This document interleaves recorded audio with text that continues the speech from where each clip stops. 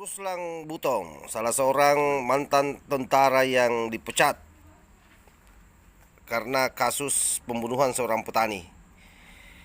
Lantang keluar-keluar soal oligarki, menuduh pemerintah kita, Presiden Jokowi, sebagai orang atau simbol oligarki di Indonesia.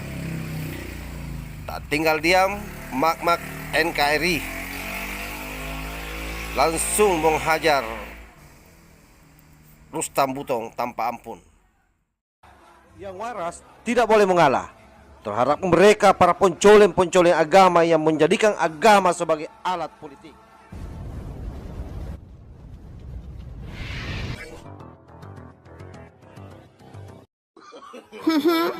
Mantan pembunuh masih kepedean aja kemana-mana, udah ditegur masih pakai baju seragamnya. Nah sekarang enggak tuh ya, karena udah ditegur.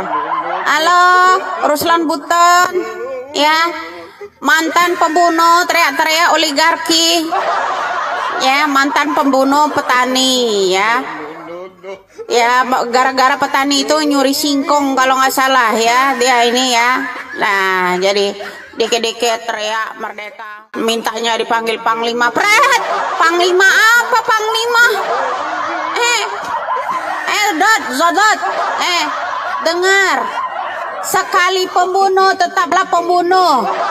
Watakmu walaupun bilang jiwa nasionalisme, watakmu tetap aja keras, tetap pembunuh ya tetap pembunuh, nggak akan ada ubahnya.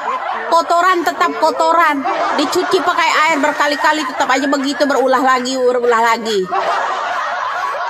Teriak, bela rakyat yang mana? Rakyat codot doang kali.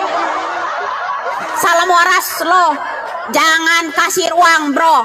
Teriak-teriak di Indonesia, mantan pembunuh seperti ini dilawan dong ya. Masa perempuan yang lawan-lawan model-model begini kah, cecuap gak jelas tuh ya. No, mantan pembunuh ini jangan dikasih ruang buat di Indonesia ini ya. Teriak-teriak oligarki, dia yang bersifat oligarki, kekerasan terhadap orang lain sampai menghilangkan nyawa orang lain. Teriak-teriak bisanya begitu, bawa bambu runcing. Emang lo mau nusuk siapa? Bedil woi. Emang lo bawa bambu runcing tuh buat apaan? Mau nyate codot. Payah ini, makin stres aja nih ya. Lihat lo, tuh liatin tuh makin. Oke, saya kira jelas ya bagaimana Ruslan Butong ditabok habis-habisan oleh mak-mak NKRI. Begitu berani dan lugas disampaikan dengan nada yang lucu, monohok, sekaligus siapapun yang menontonnya saya kira terhibur, dan tentu ini merupakan lawakan atau dagelan politik yang menurut saya menyegarkan pikiran kita. Jadi ketegangan-ketegangan yang selama ini terkait soal radikalisme di Indonesia, dengan menonton video dari emak-emak ini, itu bisa membuat kita terhibur sekaligus mendapat pelajaran dari situ. Yang kita harapkan terus-menerus adalah bagaimana supaya hari demi hari makin banyak orang yang berani melawan mereka.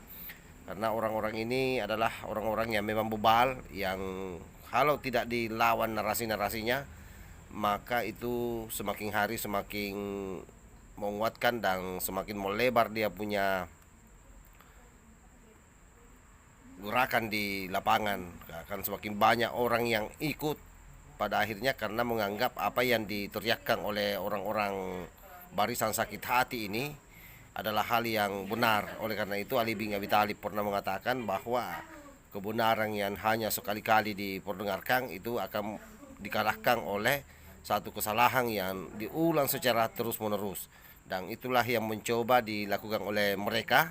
Makanya dari dulu sampai hari ini temanya itu toh, kalau bukan PKI Jokowi dituduh sebagai keturunan Cina, Jokowi dituduh sebagai oligarki, anti-Islam, dan seterusnya. Itu saja terputar-putar dan itu sengaja mereka lakukan supaya tersep di otak kecil masyarakat sehingga kemudian itu menjadi kebenaran karena sudah tersimpan di bawah alam sadar kita sebagai manusia. Oleh karena itu, sekali lagi saya pertegas bahwa kita butuh banyak ibu-ibu yang memahami situasi nasional hari ini dan mau turun tangan untuk membantu kita melawan narasi-narasi yang begitu jahat yang menggurita di negeri ini. Wallahul muwaffiq ila aqwamit thariq. Wassalamualaikum warahmatullahi wabarakatuh. Tanahku yang ku cintai.